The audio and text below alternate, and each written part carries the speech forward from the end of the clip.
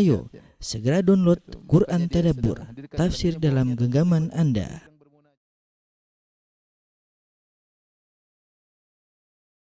Bismillahirrahmanirrahim.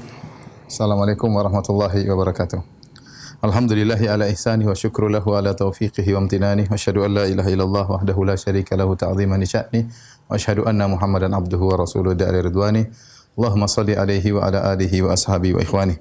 Para pemirsa Raja TV dan Radio Raja dimanapun Anda berada, kita melanjutkan pembahasan kita dari tafsir surat Luqman, dan insyaallah ini pertemuan yang terakhir dari tafsir surat Luqman. Ya, kita akan lanjutkan dari ayat ke-29 dan seterusnya. Allah Subhanahu wa taala berfirman, "Alam tara anna Allaha yulijul laila fin nahari wa yulijun nahara fil lail wa sakhkhara asy-syamsa wal qamar kullun yajri ila ajalin musamma." Tidakkah kau memperhatikan? Alam tara, tidakkah kau lihat, tidakkah engkau memperhatikan annallaha yulijul laila fin nahar, bahwasanya Allah memasukkan malam ke dalam siang.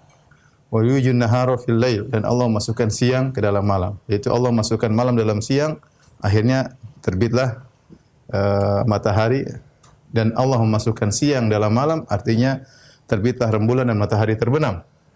Wa sakhkhara asy-syamsa wal qamar, dan Allah Subhanahu wa taala menundukkan matahari dan bulan. Kullun yajri ila ajalin musamma, masing-masing berjalan hingga waktu yang ditentukan. Anna Allaha bima ta'maluna khabir, dan sungguhnya Allah Subhanahu wa taala mengetahui apa yang kamu kerjakan, ya.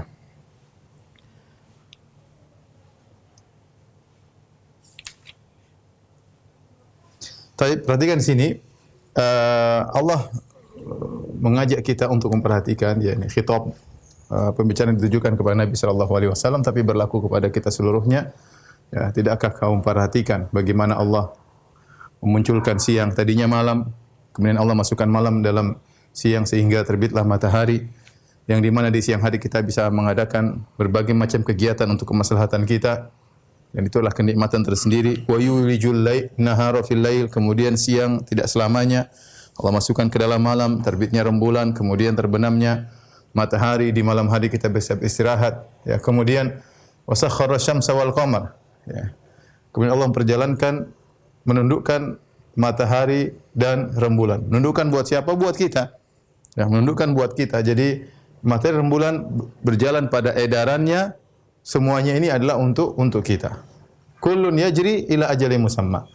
Masing-masing, yaitu matahari dan rembulan itu masing-masing berjalan hingga pada waktunya. Di sini ada dua pendapat, ya, di kalangan para ulama, dua pendapat. Ada yang mengatakan maksudnya terbit, ya, terbit dan terbenamnya, ya, tidak pernah berubah, ya. Artinya teratur, ya. Teratur sepanjang tahun, ya. Tentu ada perubahan, tapi perubahan itu teratur sepanjang tahun, teratur sepanjang tahun, ya, sepanjang tahun. Ya. Yang dengan adanya perubahan tersebut, ya, kita tahu matahari terbit tidak sama setiap hari, ada pergeseran. Tetapi itu beratur sepanjang tahun, tahun ke depan berulang lagi, dan begitu demikian. Yang dengan adanya metode terbit dan terbenam yang sudah Allah aturkan sesuai dengan orbitnya, maka seorang bisa mengetahui perhitungan tentang tahun, perhitungan tentang musim, dan macam-macam, ya. Mengetahui kapan perhitungan kapan gerhana matahari, kapan gerhana bulan, ya. Kenapa? Karena masing-masing ada orbitnya. Seandainya matahari dan rembulan orbitnya tidak teratur, maka tidak ada yang bisa menghitung dengan tepat. Tetapi dengan adanya orbit yang teratur ini, maka bisa diadakan ilmu tersendiri, ilmu hisab dan perhitungan dan yang lainnya. Betul. Pendapat yang kedua, maksudnya keduanya berjalan terus, ya, berjalan terus dalam orbitnya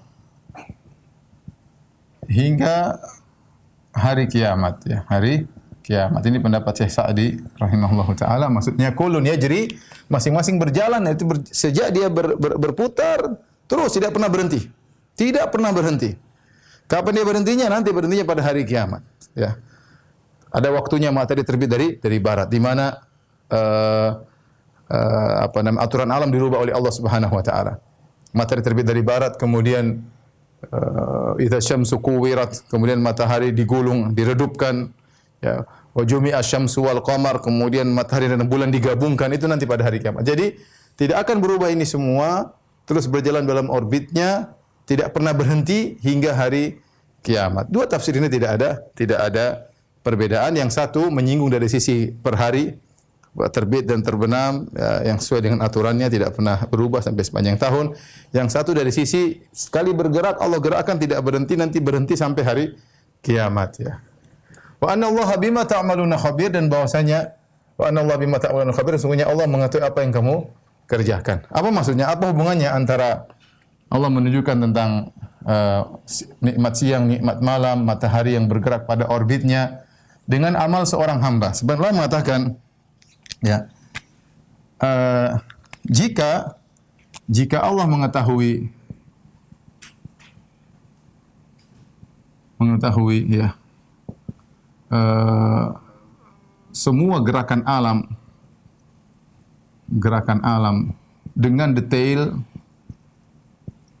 ya, bintang, matahari, rembulan, planet-planet, semua di jagat raya ini Allah tahu secara detail, maka demikian pula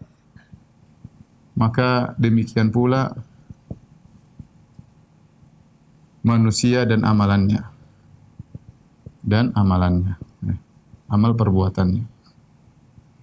Allah tahu semuanya, ya. Allah tahu semuanya tentang benda-benda langit yang begitu banyak, yang begitu besar, yang begitu luas, yang tanpa ada ujungnya.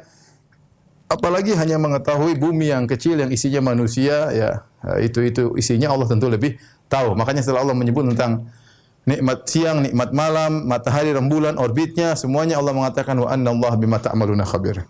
Maka Allah mengetahui apa yang kalian lakukan. Setelah itu Allah berkata, dzalika bi anna Allah wal haq. Yang demikian itu seluruhnya ini bi anna Allah wal haq, karena Allah Subhanahu wa taala yang hak. Kenapa dialah yang Allah yang hak? Wa anna ma yad'una min dunihil batil. Dan apa yang mereka sembah selain Allah adalah kebatilan. Karena semua makhluk, ya, wujudnya tidak sendiri tapi diwujudkan oleh Allah Subhanahu wa taala. Berkata Labid berkata, ala kullu ma khalallaha batila. Khalallahu batilu, ya. Kata dia, ketahuilah semua selain Allah adalah kebatilan. Kenapa kebatilan? Karena semuanya terjadi dengan izin Allah. Kenapa? Karena semuanya berasal dari tidak ada menjadi ada. Yang menciptakan adalah Allah. Kalau istilahnya orang falasifah, Allah adalah wajibul wujud, yang wujudnya harus ada. Karena dengan adanya Allah, maka Allah mengadakan seluruh makhluk. Nah, kalau kita tahu ternyata seluruh makhluk tidak bisa ada dengan sendirinya, tapi diadakan oleh Allah Subhanahu wa taala, maka bagaimana kemudian makhluk-makhluk tersebut berhak untuk disembah? Yang berhak disembah hanyalah Sang Pencipta yang mengatur siang, yang mengatur malam, yang perjalankan matahari dan bulan, ya, yang menciptakan kalian, yang mengetahui alam-amal perbuatan kalian seluruhnya. Lihat yang disembah, coba. Siapa yang mau disembah? Makhluk, pohon, ya, batu, ya, mayat, wali, nabi. Apa mereka bisa ngatur itu semua? Ngatur siang, ngatur malam, ngatur matahari, ngatur rembulan, ya, mengetahui manusia seluruh perbuatannya. Maka seluruh yang disembah selain Allah, makhluk secara umum adalah batil. Ketika disembah menjadi abtalul batil, menjadi sebatil-batilnya. Karena dia batil, tidak bisa berada dengan sendirinya, tapi diadakan oleh Allah. Apalagi jika disembah, maka dia abtalul batil. Wa anna Allaha huwal aliyul kabir, dan sungguhnya Allah Subhanahu wa taala al-ali, yang maha tinggi, ya. Maha tinggi daripada makhluknya, ya, itu di atas arsy. Maha besar, yaitu maha besar, bahkan akbar, ya. Bahkan apa? Akbar, ya, paling terbesar dari segalanya. Allah maha besar secara zatnya dari seluruh makhluknya. Baik. Setelah itu Allah Subhanahu wa taala berfirman, ayat ke-31, ya. Alam tara. Jadi kita tahu bahwasanya Allah Subhanahu wa taala Maha tinggi dan maha besar. Nah, kalau Allah maha tinggi, maha besar, ngatur matahari, semua ciptaan Allah kecil di sisi Allah. Karena Allah mengatakan ya, wal ardu jami'an qabdatuhu yaumal qiyamah was samawati matwiyatun bi yaminih. Bumi pada hari kiamat di dalam genggaman Allah dan langit seluruhnya dilipat oleh tangan kanan Allah. Jadi Allah maha besar, itu semua kecil, aturnya gampang. Allah maha besar. Ya, tidak ada yang bisa mengatur kecuali zat yang maha besar dan maha tinggi daripada itu semua. Kemudian alam tara annal fulka tajri fil bahri. Allah sebutkan nikmat yang lain lagi. Kalau tadi nikmat berkaitan dengan alam al-ulwi tentang di atas, sekarang Allah sebutkan di antara nikmat yang berada di bumi, di antaranya safina atau sufun atau perahu atau kapal yang berjalan di atas lautan. Kata Allah, alam tara, tidakkah kamu perhatikan annal fulka tajri fil bahri bi ni'matillah, bahwasanya kapal itu berlayar di laut dengan nikmat Allah. Allah yang menjadikan kapal tersebut bisa berlayar di atas lautan. Ingat, bi ni'matillah. Ini semua dengan nikmat Allah. Liyuriyakum min ayatihi. Agar Allah memperlihatkan kepada kalian di antara tanda-tanda kebesaran Allah, di antara tanda-tanda ketuhanan Allah, keesaan Allah, Allah bikin kapal bisa berjalan di atas lautan. Inna fi dzalika laayatin likulli sabarin syakur. Yang demikian itu ada tanda-tanda kebesaran Allah bagi setiap orang yang sabar dan pandai bersyukur. Ini sebenarnya Allah mengatakan di antara dalil adanya Tuhan, ya.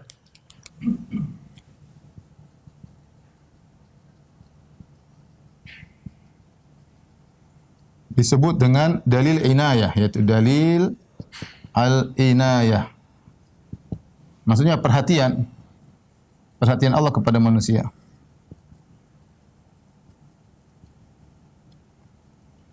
Ibn Rushd dalam kitabnya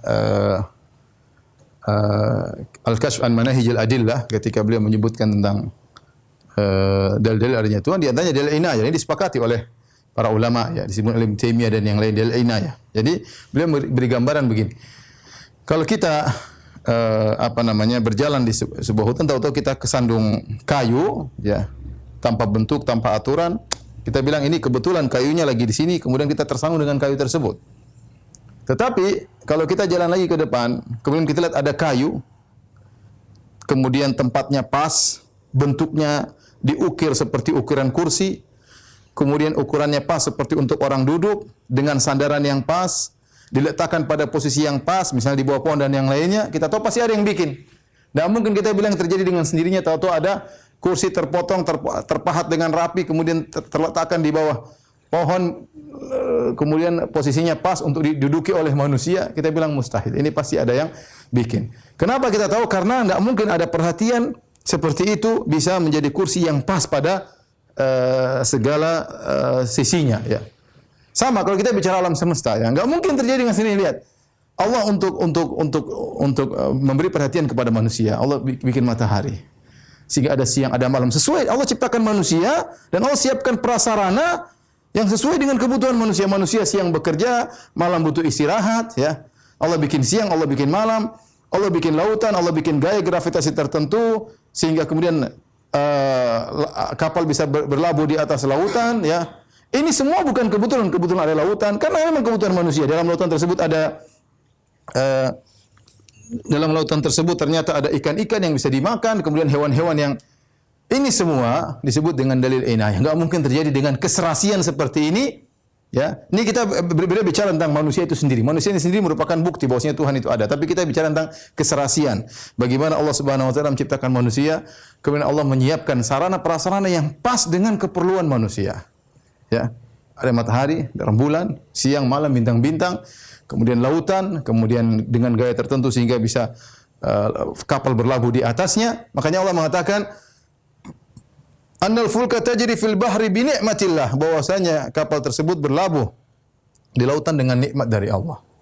Bukan terjadi dengan sendirinya. Liyuriyakum min ayatihi, untuk menunjukkan kepada kalian tentang tanda-tanda kebesaran Allah Subhanahu, dan banyak sekali tanda adanya Tuhan itu sangat banyak. Ini di antara salah satu dalil disebut oleh para ulama dengan dalil al-inayah, perhatian. Inna fi dzalika laayatin likulli sabarin syakur. Yang demikian itu ada tanda-tanda kebesaran Allah.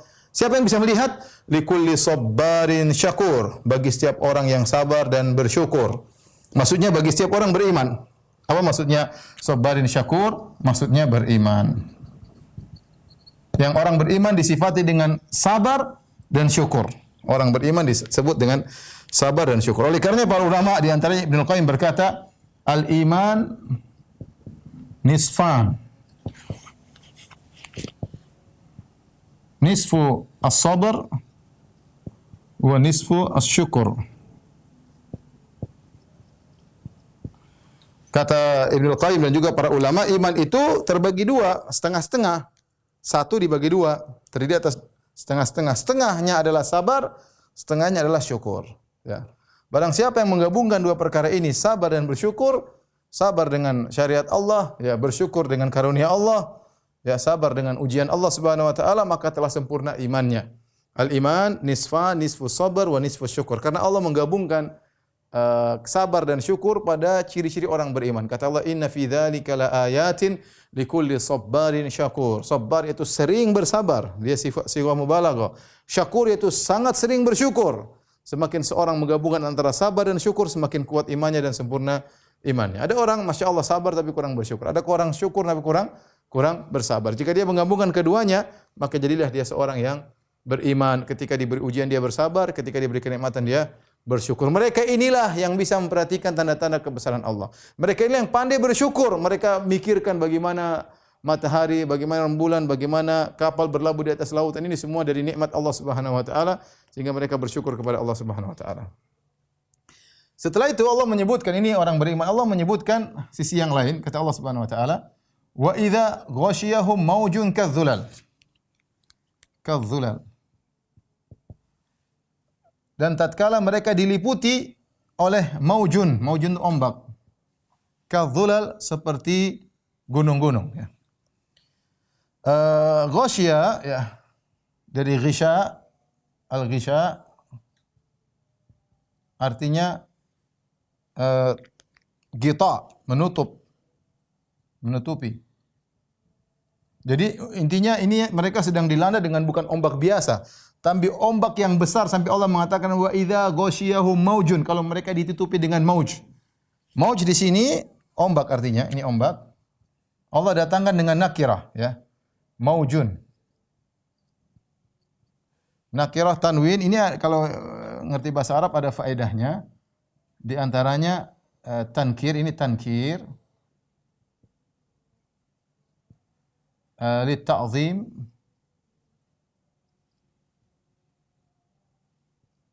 Sama li takthir.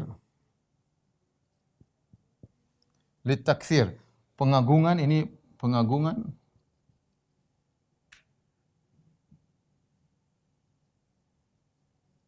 Ini untuk banyak, menunjukkan banyak. Artinya apa? Ombak yang dialami oleh mereka itu besar, ombaknya besar dan banyak, bertumpuk-tumpuk. Oleh karenanya Allah mengatakan ombak tersebut padahal dia mufrad, nakirah, mufrad, tunggal, tetapi Allah mengatakan kadzulal. Zulal ini ada dua maknanya, az-zulal. Az-zulal jamak dari dhullah, ya. Az-zulal jamak dari az-zullah.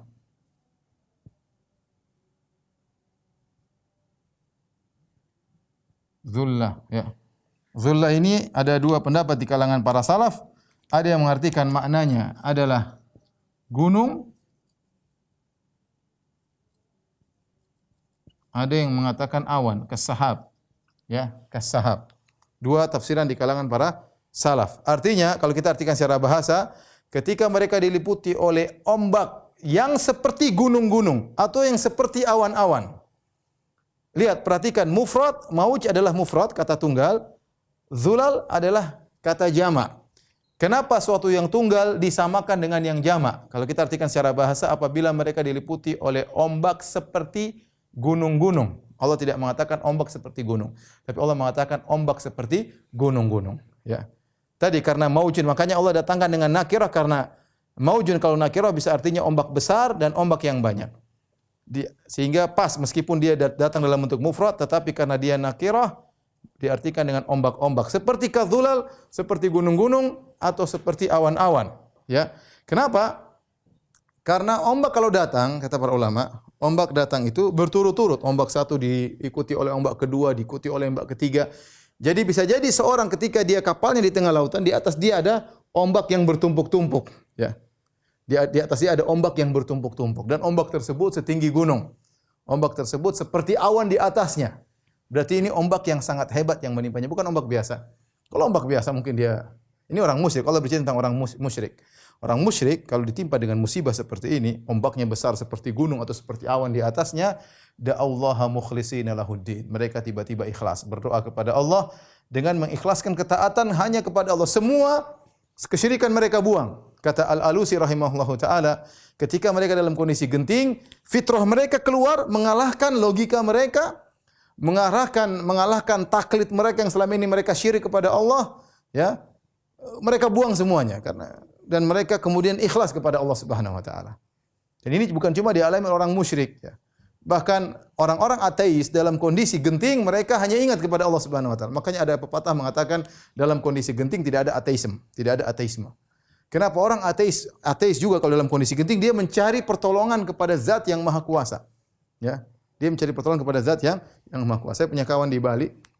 Jadi tadi dia banyak pergaulan, kemudian dia pernah mancing dengan seorang ateis, tidak percaya sama Tuhan. Subhanallah, ketika mereka di tengah laut, tiba-tiba ombak sangat besar, ini ateis, kemudian minta tolong kepada Tuhan. Padahal dia mengingkari adanya Tuhan. Tapi dalam kondisi genting, fitrah dia berbicara. Sama orang musyrik, ketika mereka di tengah lautan, mereka beriman kepada berhala ini. Tapi ketika mereka dalam kondisi genting, semua logika yang mereka selama ini gunakan untuk berbuat syirik, taklid buta selama ini mereka ikuti nenek moyang mereka buang semua karena fitrah mereka mendominasi. Mereka butuh kepada Tuhan yang Maha Esa. Kata Allah, da'allaha mukhlishina lahuddin. Dalam kondisi genting mereka berdoa kepada Allah dengan ikhlas. Falamma najjahum ilal barri faminhum muqtasid. Tatkala mereka Allah selamatkan ke daratan, apa yang terjadi? Faminhum muqtasid. Faminhum muqtasid. Muqtasid ini juga ada dua pendapat, ya. Dua pendapat. Apa yang dimaksud dengan muqtasid, ya? Ada yang mengatakan maksudnya mereka kekeh kembali dalam kesyirikan, kekeh kembali dalam kesyirikan. Ada yang mengatakan faminhum muqtasid, yaitu mereka di antara mereka ada yang sadar. Di antara mereka ada yang lurus. Muqtasid maksudnya lurus, ada yang lurus maksudnya sadar. Dia sadar. Kondisi genting tadi membuat dia sadar meninggalkan kesyirikan. Bahkan setelah dia tiba di darat, dia pun sadar. Kemudian Allah, terserah, ini ada dua pendapat, ya. Kalau kita artikan pendapat ini, maksudnya di antara mereka ada yang sadar. Kata Allah, wa ma yajhadu bi ayatina illa kullu khattarin kafur. Allah sebutkan. Jadi ada yang sadar, ada yang tidak sadar, tetap berbuat syirik. Kata Allah, dan tidak ada yang mengingkari ayat-ayat kami kecuali orang-orang yang tidak setia, lagi ingkar. Khattar itu dari khatar. Al-khatar artinya al-ghadar. Al-khatar sama dengan al-ghadar. Al-ghadar itu berkhianat. Ya, kafur jelas mengingkari. Jadi illa kullu khattar ay kullu ghaddarin. Itu orang-orang yang benar-benar berkhianat. Tidak ada yang mengingkari ayat-ayat Allah kecuali orang-orang yang berkhianat dan ingkar, tidak bersyukur kepada Allah. Yang dua sifat ini, khattar, kafur, ini lawan dari sabbarin syakur. Sabbarin syakur, ya.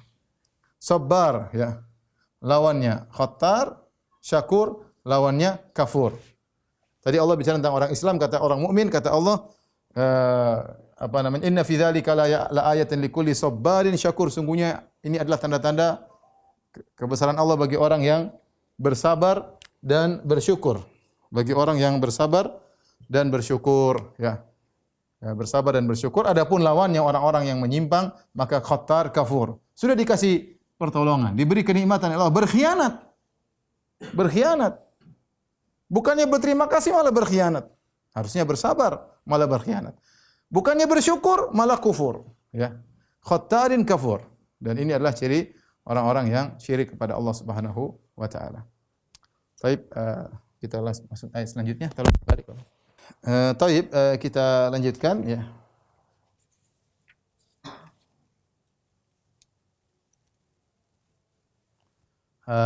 dua ayat terakhir insyaallah berkaitan dengan surat Luqman. Setelah ini kita buka tanya jawab. Kata Allah Subhanahu wa taala, "Ya ayuhan nasu taqu rabbakum." Wahai manusia sekalian, bertakwalah kepada Rabb kalian. "Wakhshaw yauman." Dan takutlah kalian pada suatu hari. Yang hari tersebut bagaimana? La yajzi walidun an waladihi. Seorang bapak tidak bisa menolong anaknya. Wala mauludun huwa jazin an walidihi syai'a. Dan anak juga tidak bisa menolong bapaknya, tidak bisa beri manfaat kepada bapaknya sama sekali. Inna wa'dallahi haq. Sungguhnya janji Allah benar. Fala taghurrannakumul hayatud dunya. Maka janganlah kalian terpedaya dengan kehidupan dunia. Wala yaghurrannakum billahil gharur. Dan janganlah syaitan perdaya kalian dari ketaatan kepada Allah. Ya. Di awal ayat Allah mengatakan ya ayuhan nas taqu rabbakum, bertakwalah kepada Rabb kalian. Ada dua hal yang kalian perlu takuti. Pertama Rabb kalian ya, yang Maha mengetahui atas segala sesuatu ya, yang telah menciptakan kalian ya, Tuhan kalian yang mengetahui apa yang kalian lakukan dan akan menghisap kalian, maka takutlah kepada Rabb kalian. Ya, Rabb yang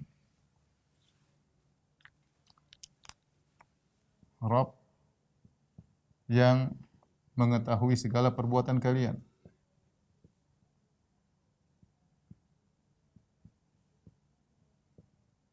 Kalian yang akan membalas ya, segala perbuatan kalian.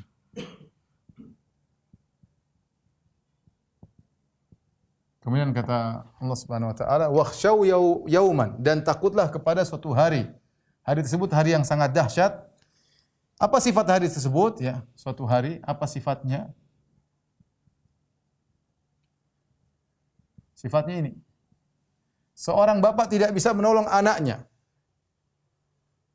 Seorang bapak tidak bisa menolong anaknya. Kekerabatan tidak bermanfaat ya. Yang bisa menyelamatkan seorang amalnya sendiri. Jadi Islam mengajarkan kita untuk bersandar kepada amal kita sendiri.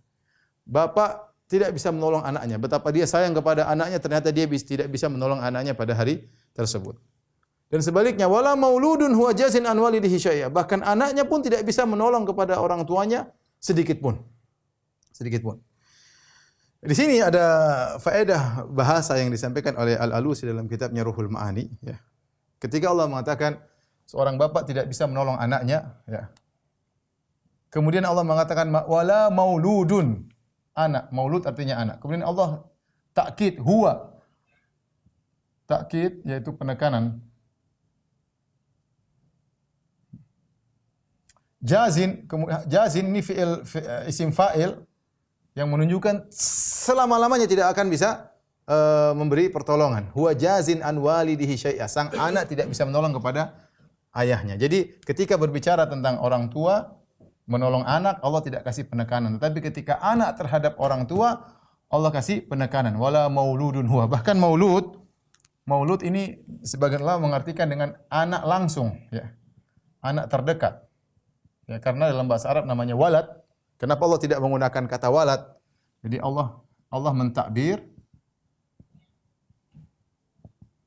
mengungkapkan dengan maulud.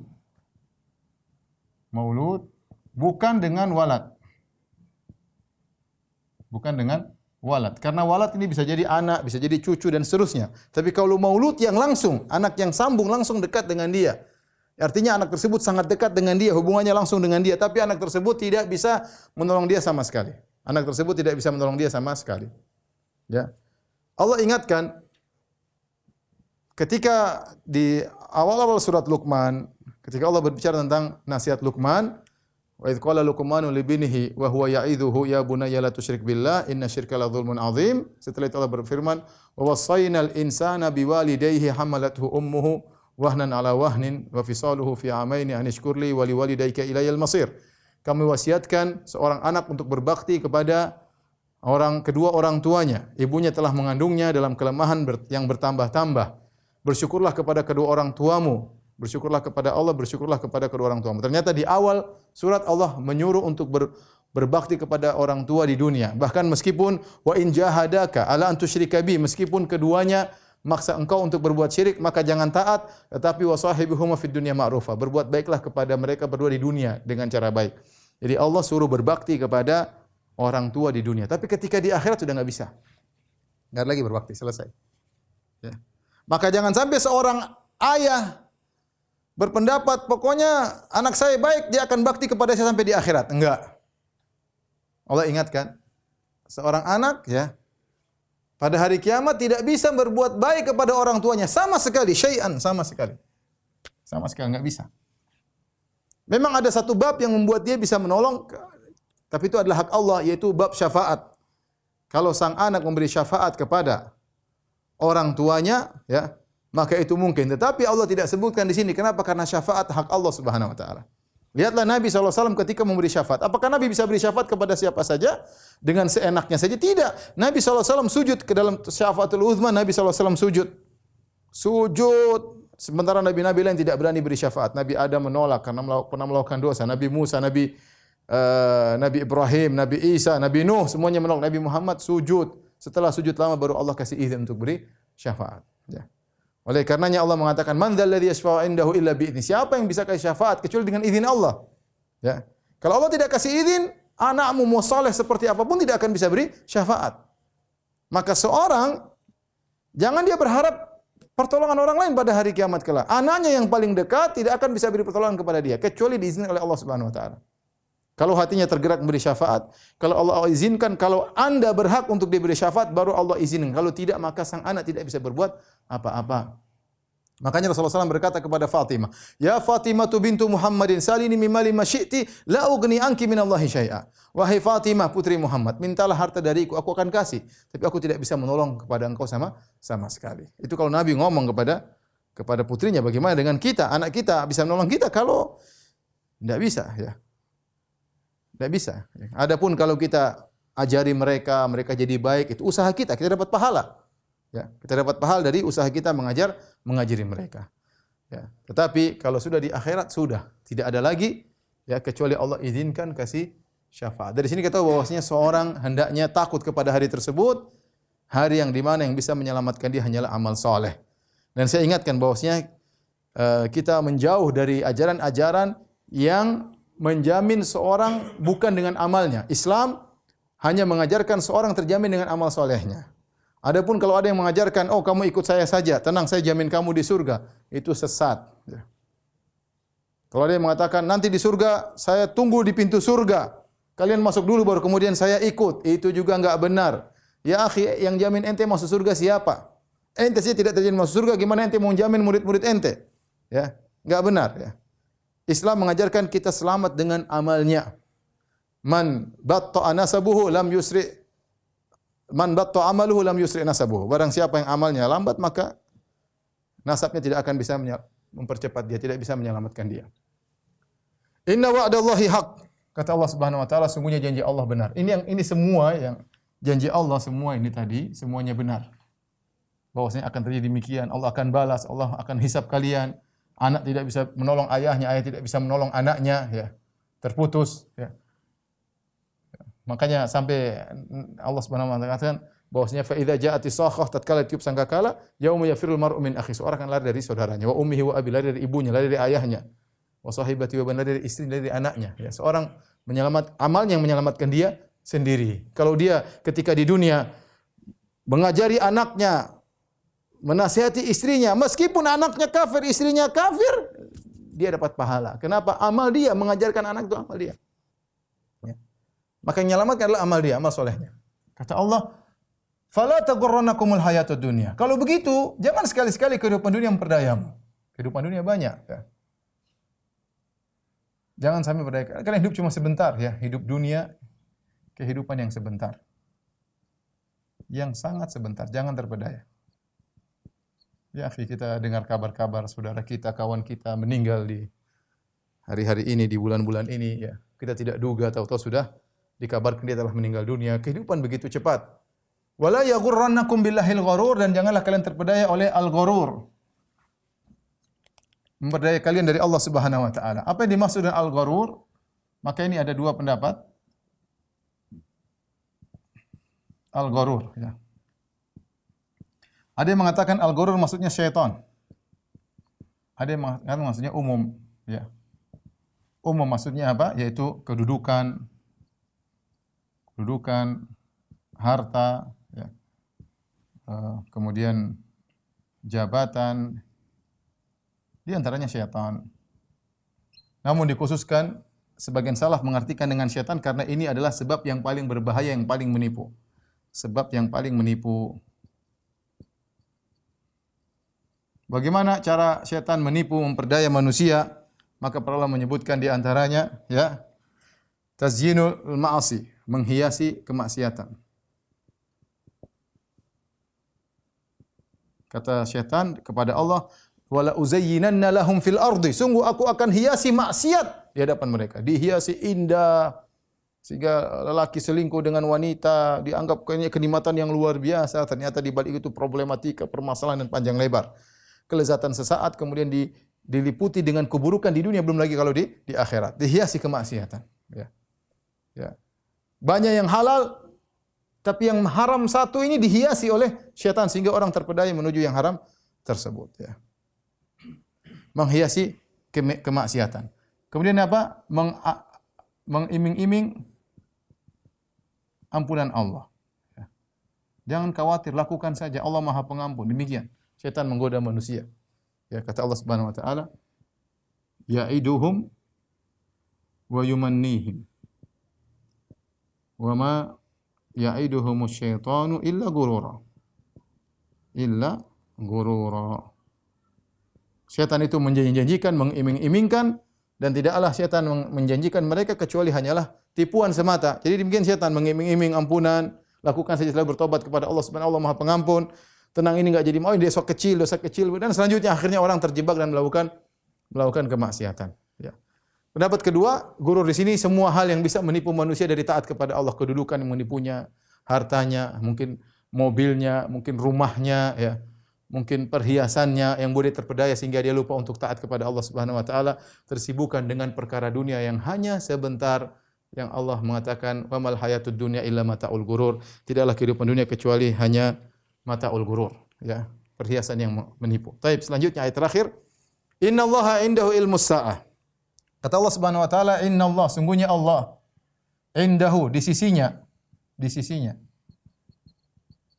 Jadi Allah menekankan, Allah menyebutkan nama Allah didahulukan.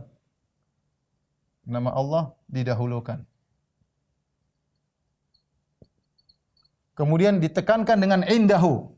Jadi Allah didahulukan setelah indahu. Dua hal ini didahulukan nama Allah serta dengan indahu menunjukkan pembatasan bahwasanya apa yang Allah sebutkan setelah ini hanya Allah yang tahu. Apa saja? Innallaha indahu. Hanya di sisi Allah ilmu-ilmu berikut ini. Ilmu-ilmu gaib. Apa saja ilmu gaib tersebut? Yang pertama ilmu sa'ah.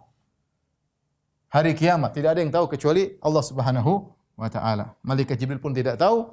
Ketika Malaikat Jibril tanya kepada Nabi kapan hari kiamat, kata Nabi sallallahu alaihi wasallam, "Mal mas'ulu anha bi'alamin sa'il."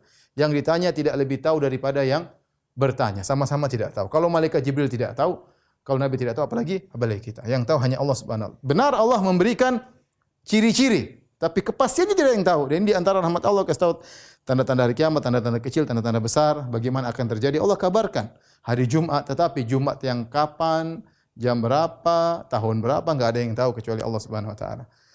Kemudian kata Allah, wa yunazzilul ghaits. Ya, dua, turunnya hujan. Ya, turunnya hujan hanya Allah yang tahu tepatnya di mana, kadarnya berapa yang tahu cuma Allah Subhanahu wa taala. Benar kalau ada tanda-tanda lu kasih tahu, ya.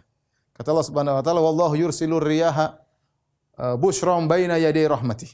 Allah kirimkan angin sebagai kabar gembira sebelum turunnya hujan. Jadi kita memang bisa tahu ini mendung, tapi setelah mendung baru kita tahu akan adanya hujan. Sebelum itu kita hanya bisa perkira-kiraan. Perkiraan sering salah, sering benar.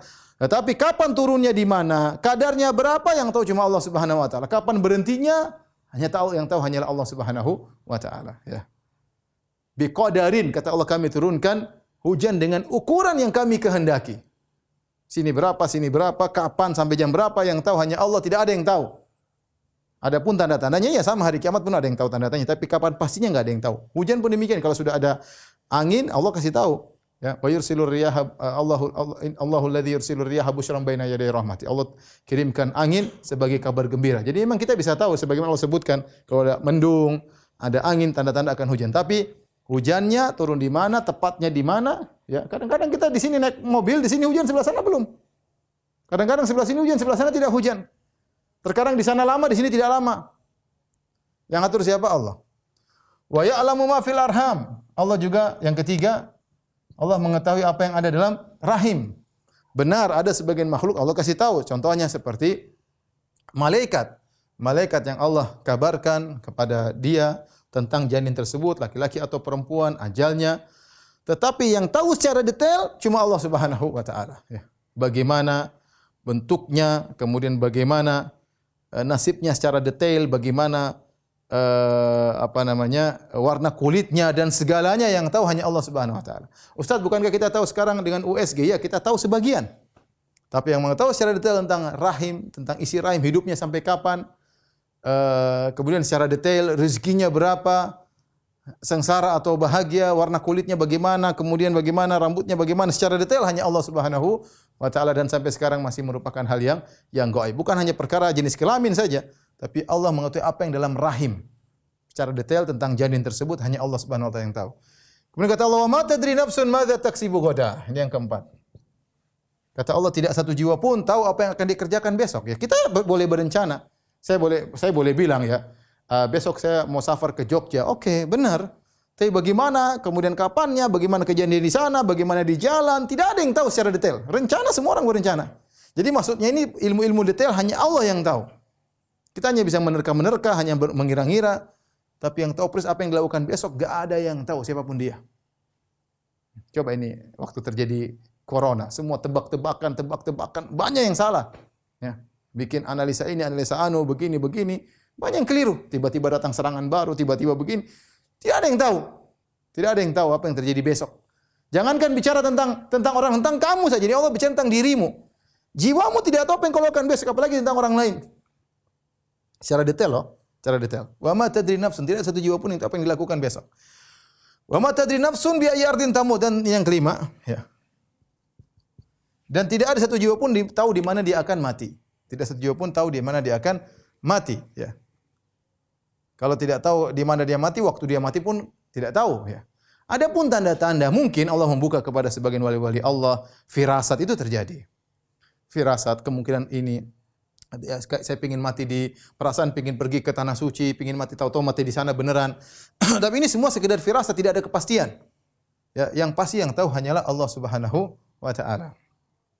Ibnu Abi Syaibah membawakan sebuah riwayat Israiliyat.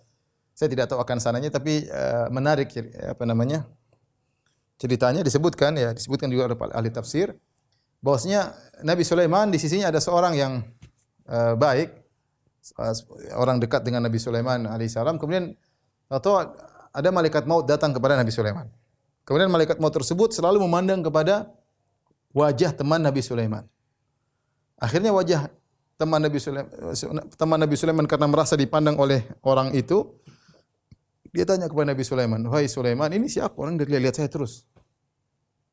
Kata Nabi Sulaiman, "Ini malaikat maut. Ini malaikat maut untuk mencabut nyawamu." Maka orang ini berkata, "Wahai Sulaiman, tolong kirimkan anginmu untuk bawa saya ke India." Dia ingin kabur dari malaikat maut, tidak ingin mati. Maka akhirnya dia dibawa oleh angin ke India, ya. Terus malaikat maut memandang Nabi Sulaiman. Sulaiman bertanya, "Kenapa engkau memandang? Saya dari tadi heran lihat orang ini. Allah menyuruh saya mencabut nyawanya di India, tetapi kenapa dia masih ada di sisimu, wahai Sulaiman?" Ya. Allah suruh saya cabut nyawanya di India, tapi kenapa dia ada di sisimu, di Sulaiman, di Palestina? Ya, subhanallah, ternyata dia ingin kabur ke India, maka dikejar oleh malaikat maut yang meninggal di India sebagaimana yang Allah perintahkan. Ini sekedar riwayat, wallahu a'lam akan kesahihannya. Tapi disebut dalam Ibnu Abi Syaibah. Jadi intinya tidak ada yang tahu di mana dia akan meninggal dunia, ya. Tidak ada yang tahu. Ya, mau di rumahnya, mau di rumah sakit, mau di tengah jalan tabrakan, mau di udara meledak, ya. Enggak ada yang tahu, lagi makan di rampok orang. Wah, kita enggak tahu kapan kita mau meninggal dan di mana. Kalau kita enggak tahu di mana kita meninggal, apalagi kapan kita enggak ada yang tahu. Ada firasat mungkin. Firasat terjadi, kawan-kawan kita juga ada yang demikian, semua meninggal ya ada firasat. Tapi pastinya, dan firasat itu biasanya menjelang kematian baru dia ada firasat. Tapi siapa yang tahu persis, enggak ada yang tahu. Ya. Innallaha alimun khabir, sungguhnya Allah Subhanahu wa taala Maha mengetahui, Maha khabir, Maha mengetahui, ya. Alim, khabir adalah bagian daripada ilmu, tapi ilmu yang lebih detail, ya. Al-Alusi di akhir tafsir surat Luqman dia menyebutkan bahwasanya benar terkadang Allah berikan mukaddimah dari ilmu gaib tersebut, kalau para nabi Allah jelaskan secara detail, orang-orang soleh terkadang Allah kasih firasat. Tetapi Allah tidak buka secara detail, ya. Maka aneh ada buku ditulis oleh Sya'rani tentang para wali-wali Allah. Disebutkan adalah salah seorang dari wali Allah telah dibukakan ilmu gaib baginya sehingga kemudian dia jualan hujan. Dia tahu kapan turun hujan dan dia bisa ngatur hujan sampai kalau ada orang beli hujan, beli sama dia nanti hujan turun di kampungnya. Kata Al-Alusi, ya, ini sungguh khurafat yang tidak masuk akal, ya. Bagaimana ada kisah tentang wali yang aneh-aneh seperti ini. Innallaha alimun khabir, sungguhnya Allah Maha mengetahui dan Maha khabir. Demikianlah para ikhwan dan akhwat pemirsa TV Roja yang dirahmati Allah Subhanahu wa taala. Apa yang bisa saya sampaikan pada kesempatan kali ini karena dan insyaallah kita bertemu di kesempatan yang lain. Wabillahi taufiq wal hidayah. Assalamualaikum warahmatullahi wabarakatuh.